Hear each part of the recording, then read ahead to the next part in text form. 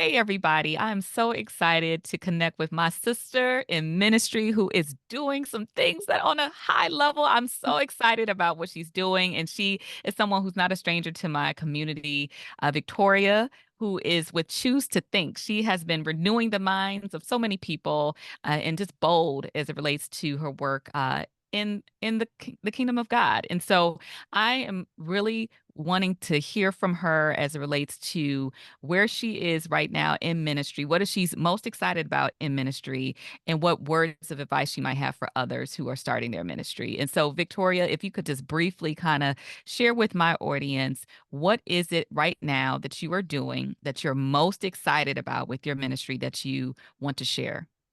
Wow. Well, first of all, thank you so much, Jocelyn. That was so sweet and kind of you to say. I think I'm excited about writing and speaking and podcasting. Those three areas I'm still really on fire with or about. And I'm been asking God, what is the next book? What do you want me to write, Lord? I continue to write devotionals for Guidepost magazine. I don't know if you know that, but I'm a devotional writer for them, and I've been on board with them for several years now, which is one of the reasons I wrote the Choose to Think devotional, the 365-page devotional. After I'd been writing devotionals a long time, I thought, okay, I'm going to just do my own book there. And then more recently, the Pickleball Passion devotional, a little 21-day marriage devotional, but I don't know what's next or what God has next for me there. I'm also kind of doubling down on the podcast, continuing with that now in our fifth season called Choose to Think, trying to get great guests on the show like you and others, just folks who are wanting to share the good news of the gospel and what difference that makes in their lives, what Christ has been doing in your life, what you've been learning, those sorts of things. I have so many amazing guests on the show who are writing books or doing movies or um, everyday overcomers, really Christian Christ followers. I love their stories and sharing those and promoting them as much as I possibly can on the show.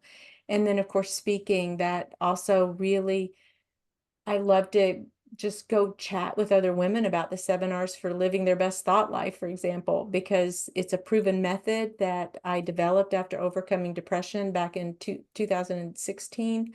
And it's something after the fact, years later, I'm like, how did we do that, Lord? Because of course God was integral in that process, but then I formed that system, and it's a method that I share with a lot of groups who are interested to know we should do this. We should think proper thoughts and think about these things, as God says in Philippians 4:8. But how do we really do that? And what does that mean practically speaking? So that's kind of what I'm all about, is connecting the dots between our faith and real life and trying to be an encouragement to other women who are just maybe looking for a little bit of inspiration out there. So that's what I'm trying to do.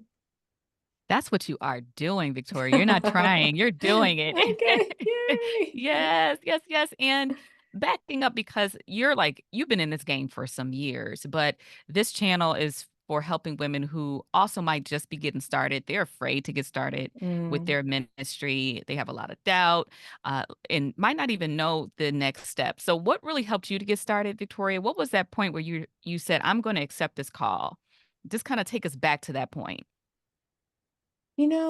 Jocelyn, I think that I didn't give much headspace for not doing it. I think that may have helped me the most. Someone suggested to me, knowing I love to write, knowing, my own history, and that I love to talk about certain things. They're like, my actually it was my children. They said, "Why don't you just start a podcast, Mom?" I didn't even know anything about podcasting at all. But when they said that, I just explored it. I'm like, okay, Lord, why not? Some things, you think, oh, I want to do something, and your heart kind of takes flight, and you don't really give room for all the doubt. And I mean, I didn't know about microphones and recording and editing and what are platforms, and I'd never even listened to a podcast. And so it was just that I think I just did it without giving much headspace for negativity and doubt and frustration. Now that's I've all been in all those places too. I'm not saying I haven't, but initially starting out, I thought, why not? what's it going to matter? What's it going to, if I fail and it doesn't go well, okay, so I learned something new and so I tried. And maybe that'll lead to something else that I can try. I love to learn, and I kind of, I guess God gave me a boldness. I wasn't afraid to just stick my head out there and test the water. And really, it's been kind of fun. It's been a wild ride, a lot of up and downs, but I wouldn't trade it for anything, for all the people I've met, the connections that it's at podcasting, for example. Writing is the best business card you can ever put out there, a book, right? You've heard that. But podcasting also is just a way to go to all the nations. That used to think podcast has been heard in about 80 countries to date. And every time a new one, the Netherlands just popped up, and I'm like, oh Lord, some little soul in the Netherlands just pressed play and downloaded an episode of the Choose to Think podcast. Did I ever dream of that? Never, never. Oh, I never wow. even thought about something like that. But God will, if you've got giftings and talents and you enjoy certain things and some things come easily, go with that flow and see where that takes you, because God's not going to just leave you up on the bank somewhere. He's going to put you on another path or just gently lead you down that road, even though it may seem like you're in the rapids and it may seem rocky along some of the time. Just ride it out, because you're not alone. You're with God anyway, and He can guide that ship. And so I would say have fun with it. And I think that's probably what I did. I thought, why not? Why not? What do I Mhm, have to mhm. lose? I didn't have much to lose, really. Yeah, yeah. I appreciate that mindset. And that actually leads me to an additional question about when the mind starts going amok. And you know what I mean? When you start Yes. having doubts, you freak out, you're worried, anxiety, you feeling like quitting. When someone's there, especially a sister right now who is building their ministry, what are some practical things that they can do to capture the thoughts? I think I would get out a piece of paper. It costs you nothing, a little bit of time, piece of paper and a pen, and I would begin to write down exactly what you're thinking. And maybe you don't know what you're thinking, so start with your feelings, because those are signposts. Often your feelings or your emotions will direct you back to some of the thoughts that you may be thinking.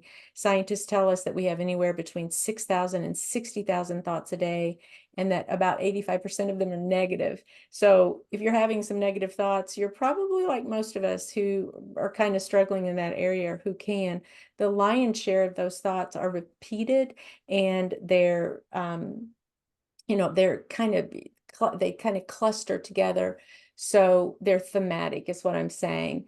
So you may find that you're having the same negative and repeated negative thoughts over and over again.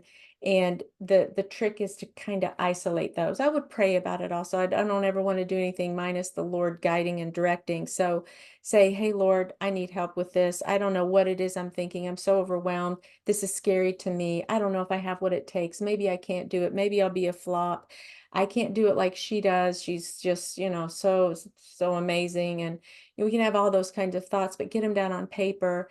And then I would put them against the Mm, biblical truth, the biblical narrative, and what God says about you, what He says about Himself, and what He says about your scenario and what you're trying to do.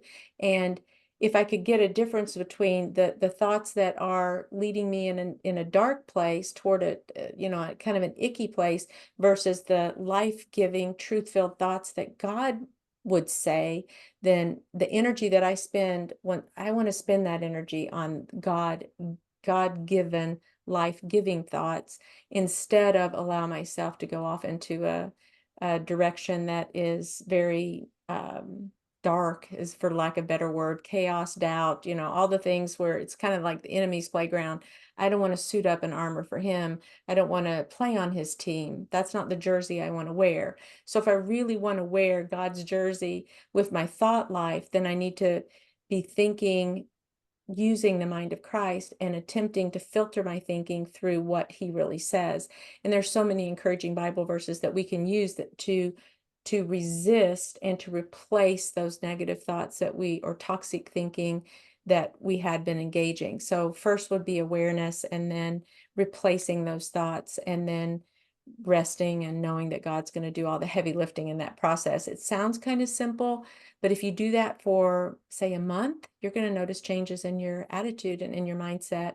If you do it even longer, then suddenly it's going to change your behavior, because you have thoughts and emotions then and feelings and then behavior as a result of that. So if we can reverse it back to the thoughts and change those thoughts, then you're going to have different feelings and emotions, and you're going to find yourself in a different place. You're going to be moving in a different direction as a result. Your behavior becomes different.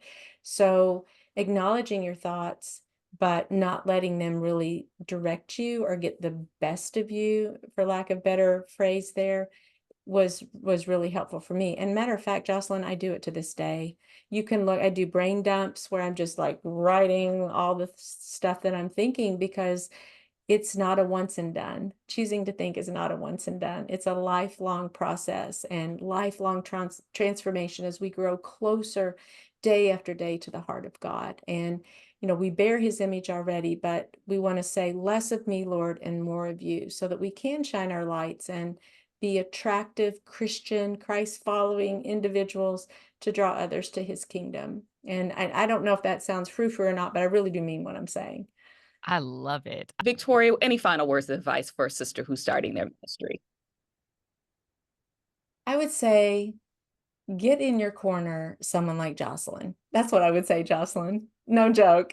She's like, why are you saying that, Victoria? But truly, you gotta have a community. It could be your husband, it could be a dear friend, it could be a sibling, a mentor, but someone who is future oriented, who is hope filled, who who kind of catches a glimpse of the vision that you have, and who knows your giftings and your talents, and would encourage you to shine that light, to just release that to the world and to others. And so find that community, find that support system, and it could just be one person, really and truly, someone who has your back and who's going to encourage you when, because you will have frustrating times, but if you've got someone to kind of bat around some ideas with, someone who you know is has that, and I hate to say has that vision, but who believes in you, I guess is what I'm saying, and but really believes in God and knows what God has done in your life.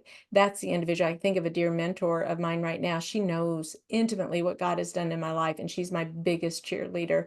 And if I told her that I wanted to start making cheese and sell it on the corner, she would be like, Victoria, I can't think of a better thing for you to do. She would be so sweet about it and kind and encouraging and not God limiting. I don't really talk about self-limiting thoughts. I talk about God limiting thoughts. So find somebody who is not going to limit God in your life. Amen. That's it. That's all I Yeah. got. Maybe Okay.